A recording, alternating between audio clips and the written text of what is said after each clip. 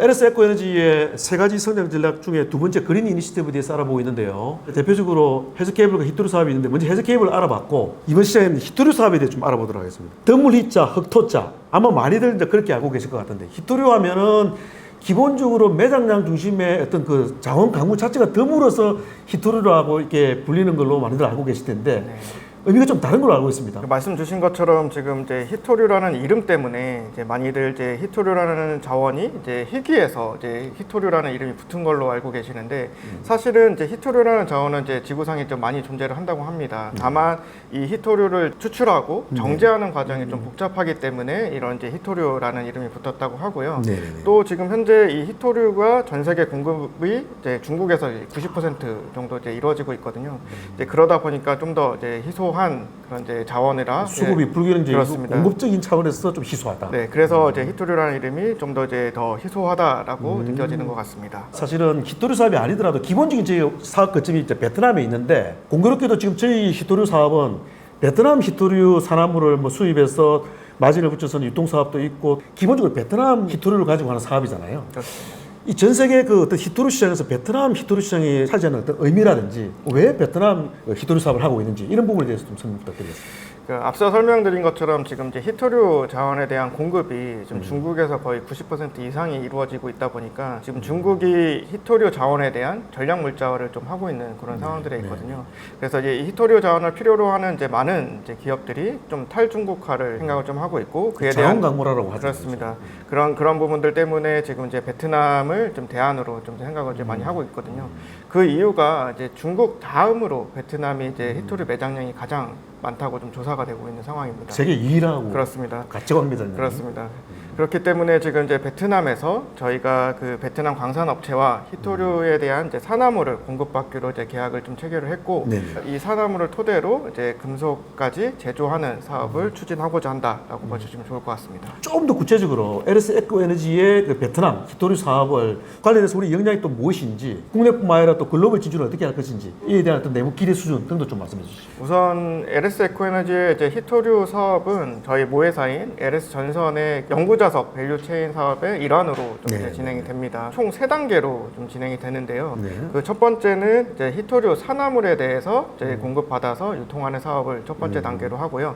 두 번째는 이 산화물을 토대로 금속 합금 제조하는 사업을 좀 진행하게 됩니다. 네. 그리고 세 번째는 이제 금속 합금을 토대로 이제 연구자석까지 만드는 사업을 이제 밸류체인으로 저희가 구축하고자 하는데요.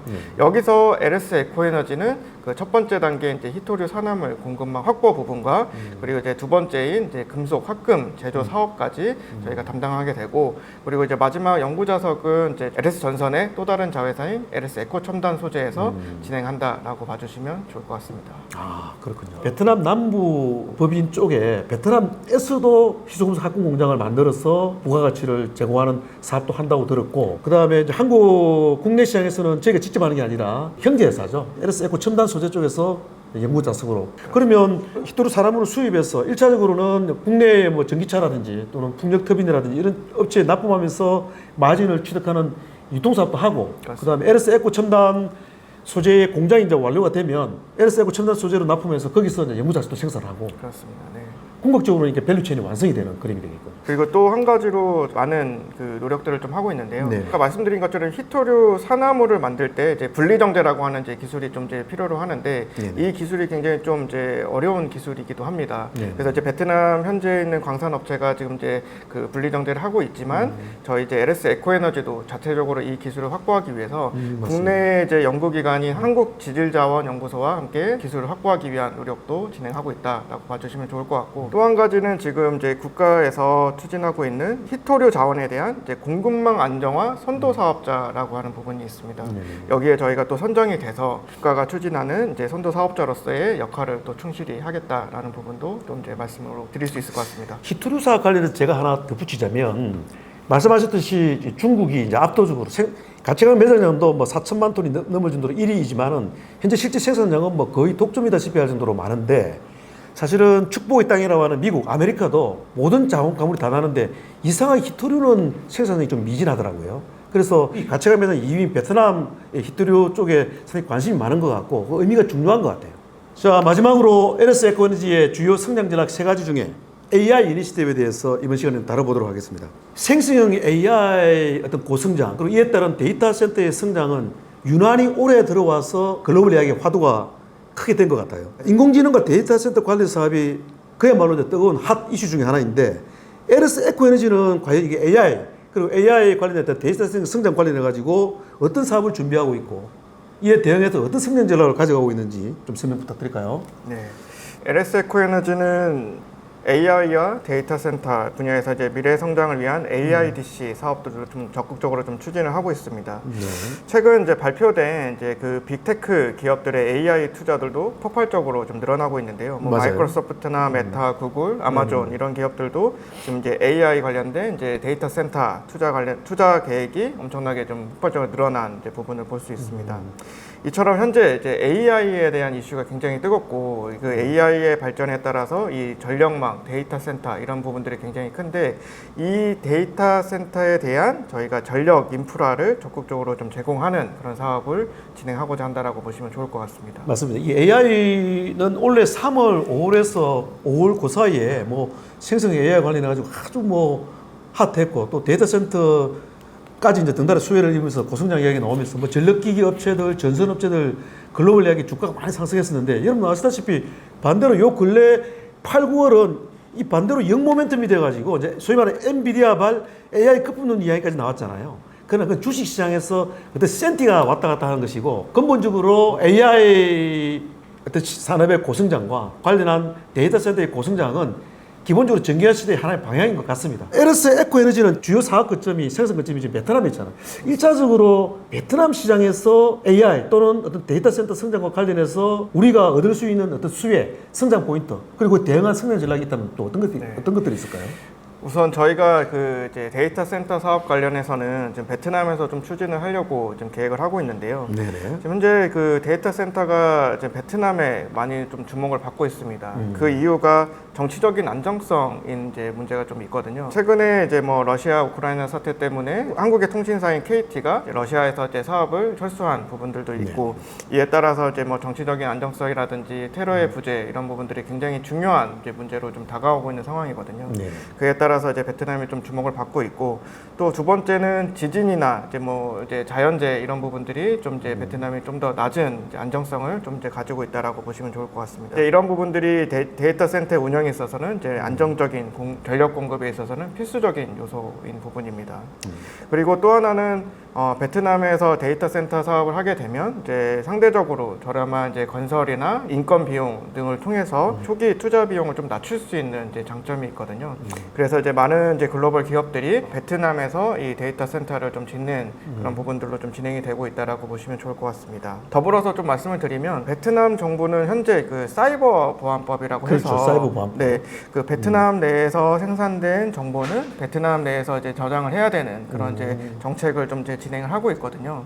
그에 따라서 이제 베트남 내에서 이 데이터 센터의 이제 그 사업이 굉장히 앞으로는 사업성이 굉장히 커질 거라고 저는 좀 보고 있고 그에 따라서 이 데이터 센터가 커질 때 여기에 들어가는 뭐 통신선이라든지 또는 이제 뭐 그 전력선이라든지 이런 이제 인프라에 대한 부분을 저희가 이제 사업을 확대해 나가고자 이제 추진하고 있다. 버스닥터도 있고요. 네, 버스닥터도 있고 네, 그렇게 추진하겠다라고 이제 보시면 좋을 것 같습니다. 사이버 보안법이 사실은 상당히 의미가 있어 보이는데 소위 이제 글로벌 빅테크들도 이 사이버 보안법에 따라서 데이터를 외부에서가 아니라 베트남 내부에서 의무적으로 운영해야 된다면 그렇습니다. 당연히 베트남 내부에 IDC를 지어야 될 테니 앞으로 이와 관련해서 기본적으로 베트남 내에 어떤 IDC 산업은 상당히 고성장할 것 같다. 그렇습니다. 그리고 베트남의 생산 거점 가지고 있는 LS 에코에너지는 그 베트남 IDC 산업의 고성장에 발맞춰서 IDC에 필수적으로 들어가는 뭐 랜선이라고 하죠. UTP 케이블이라든지 광 케이블 이런 통신선 그리고 버스덕트 남부 부분에서 하고 있는 LSCV에서 하고 있는 이런 아이템들이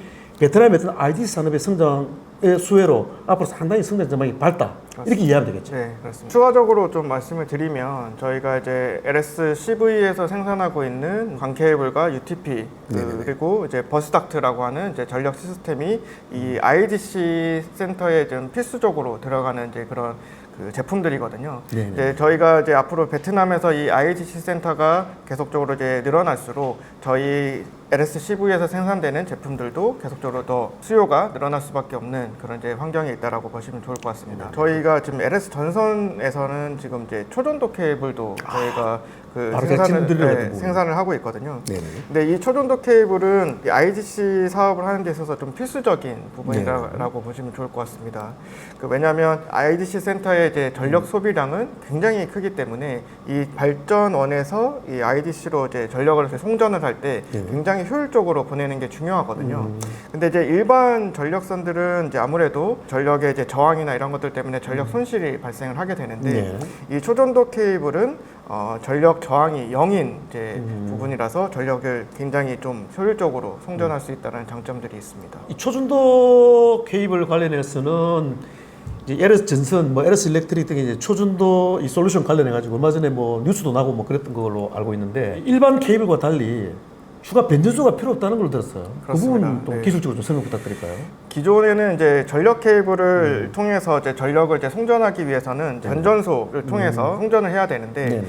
이 초전도 케이블은 초전도 스테이션이라고 해서 변전소의 약 10분의 1 크기의 이제 그 스테이션만 이제 건설을 하면 되거든요. 그래서 이제 도심 옆에 이런 이제 변전소를 크게 짓지 않아도 이제 건물형으로 이제 그 스테이션을 지으면 이제 초전도 케이블을 깔 수 있는 이제 그런 장점들이 있다라고 보시면 됩니다. 그렇습니다. 제가 알기로 이렇게 일반 IDC 수요자 입장에서는 당연히 일반 케이블보다는 초전도 케이블 자체는 고가인데 구축비도 고가인데 그래서 인프라가 잘 갖춰져 가지고 새롭게 건립되는 IDC 근처에 특정 변전소가 기존에 있다 그러면 어떤 의미에서는 그 약간 경제성의 관점에서는 그냥 일반 케이블로 까는 게 더 유리할 수도 있지만은 변전소가 없어서 변전소까지 새로 다 지어야 되는 곳이라면 변전소 건립비가 있기 때문에 전체 패키지로 봤을 때는 수요자 입장에서도 오히려 더 경제성이 있다는 것이죠. 근데 이 베트남이 아무래도 인프라가 부족하잖아요. 이 IDC를 짓고자 하는 특정 지역에 변전소가 충분하지 않기 때문에 거기는 오히려 변전소 건립 비용이 없이 더 경제성을 확보할 수 있는 이 초전도 케이블이 일반 케이블보다는 더 유리하다는 장점이 있겠죠. 이러한 부분들도 동사의 그 베트남의 어떤 그 앞으로 IDC 관련 초전도 케이블 사업을 하는데 훨씬 유리한 이점이 아닌가. 뭐 이렇게 생각하면 되겠죠, 그죠? 그렇습니다. 그래서 초전도 케이블도 저희가 이제 사업성을 좀 높이기 위해서 최근에는 이제 베트남 전력청인 이제 에너지 연구소와 이제 현지 상용화를 하기 위한 이제 MOU 이런 것들 좀 체결해서 추진을 좀 하고 있는 그런 상황들에 있거든요. 이런 것들 통해서 저희가 뭐 베트남 내에서 이런 이제 IDC 사업을 좀 성공적으로 하기 위한 이제 작업들을 좀 진행하고 있는 중이다라고 봐주시면 좋을 것 같습니다. 사실은 초전도 케이블 자체가 글로벌리 기라성 같은 그 전선업체들이 많이 있지만 이 LS 전선이 국내에서 최초로 그 상용화 서비스를 한 걸로 알고 있어요. 세계 최초입니다. 세계 최초로. 그렇습니다. 그러니까 국내 시장에서 세계 최초로 상용화 한 걸로 알고 있고, 그러면 이 앞으로 지금은 우리는 이제 베트남에 사업 거점이 있다 보니까 베트남의 IDC 성장에 발맞춰서 앞으로 초전도 어떤 사업을 하겠다는 것인데 글로벌리하게 최초로 상용화한 이런 독보적인 기술력이라면 모회선 LS 전선과의 어떤 시너지를 통해 글로벌 시장으로도 진출할 수 있는 부분이 아닌가요? 그렇습니다. 그래서 베트남뿐만 아니라 이제 다른 이제 글로벌 국가로도 이런 초전도 케이블에 대한 활용도가 높아질 수밖에 없는 시장 환경이 될 수밖에 없다고 저희는 생각을 하고 있고요. 그에 따라서 이제 베트남에 국한하지 않고 다른 국가로도 확대가 가능하지 않을까 저희는 그렇게 기대하고 있습니다.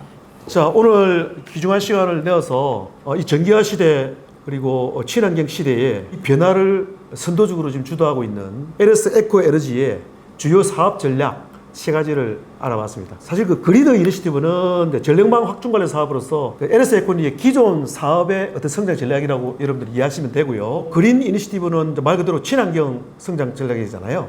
대표적인 사업으로는 히토류, 헬스케이블 사업이 있는데 이 신사업은 작년부터 이제 본격적으로 지금 추진하고 있고 몇 가지는 가시화되고 있는 사업이고 여러분 아시다시피 LS 에코니지의 원래 사업명이 뭡니까?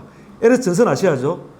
작년 하반기에 LS 전선 아시아에서 LS 에코 에너지로 사명을 변경한 주요한 계기가 된 사업이 바로 이 그린 이니시티브입니다. 그리고 나아가서 AI 이니시티브는 올해부터 집중적으로 화두가 되고 있는 AI 및 데이터 센터 관련해서 보니까 우리의 LS CV 베트남의 남부 부분 쪽에서 이 직접적으로 연관된 사업을 기존 하고 있다는 말이에요. 그리고 LS 전선이 세계 최초로 상용한 이 초전도 케이블 이 기술도 바로 이 AI 성장에 따른 데이터 센터 성장 관련돼서 우리가 할 수 있는 역량인 것입니다. 그래서 원래 집중적으로 화두가 된 이 부분을 새롭게 신사업으로 추가한 부분이 바로 AI 이니시티브다 이렇게 이해하면 되겠습니다. 자, 팀장님 마지막으로 오늘 전체적인 어떤 뭐 소감이라든지 종합 코멘트 한번 짧게 부탁드리겠습니다. 저희 LS 에코에너지는 이제 단기적인 이제 성과뿐만 아니고 이제 앞으로 이제 지속 가능한 이제 성장을 위해서 이제 노력을 많이 하고 있는 상황입니다. 저희 기존 사업뿐만 아니라 이제 해저 케이블 사업, 그리고 히터류 사업, 그리고 이제 AI 시대를 맞이한 이제 뭐 AIDC 사업까지 신사업을 통해서 지속적으로 성장을 좀 높여나가고자 노력을 많이 하도록 하겠습니다. 앞으로도 이런 성장을 위한 이제 LS 에코에너지의 앞날에 대해서 이제 많은 응원과 관심을 부탁드리고, 이에 따라서 저희 LS 에코에너지도 이제 투자자들에 대한 그런 이제 성과에 또 보답할 수 있는 기업이 되도록 노력하도록 하겠습니다. 감사합니다. 오늘 모쪼록 좀 귀중하고 유익한 시간이 됐기를 바라고요. 자, 이것으로 오늘 LS 에코에너지 집중 조명 대회부 시간을 마치도록 하겠습니다. 팀장님 오늘 수고하셨습니다. 감사합니다. 감사합니다.